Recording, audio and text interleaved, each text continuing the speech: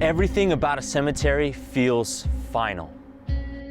I'm pretty sure none of the gravestones in this place are rented because nobody plans on bringing them back.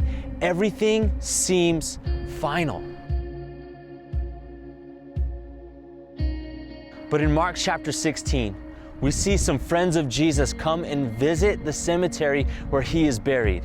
And in this moment, everything feels final. Everything feels hopeless. But it's in this moment is when they're delivered the news. He isn't here. It wasn't final in that moment. They were told he isn't here. Suddenly it's a different story. Suddenly nothing is final. Suddenly death didn't have the final word because he isn't here. There might be some things in your life that feel final. There might be some death, some despair in your life. But that's not the final word. Because of the resurrection, death does not have the final word. Because of those words, he isn't here. Now we have hope. Jesus said, I am the resurrection and the life. The resurrection is not just something that Jesus did, it's who he is. And because it's who he is, everything that Jesus touches has to get up and live again. So the enemy will hit you with a thought that seems so conclusive. He'll hit you with a thought that seems so final. All hope is lost. But then you get the news.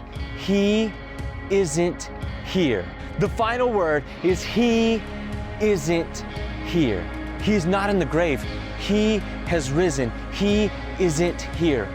The resurrection announces that God has not given up on this world because this world matters. Sickness and disease and depression, they cannot last and they do not belong because they belong to death, and death does not belong here because he isn't here. Jesus invites us to trust the resurrection, that every glimmer of good, every hint of hope is a sign or a taste of how things ultimately will be because he isn't here. Death is not the end. Death is not final because of those words, he isn't here. So when you find yourself assuming that it's lost, that it's gone, that it's broken, that all hope is lost and nothing can be restored or renewed, hold on a moment, because in that moment, things will in fact have just begun.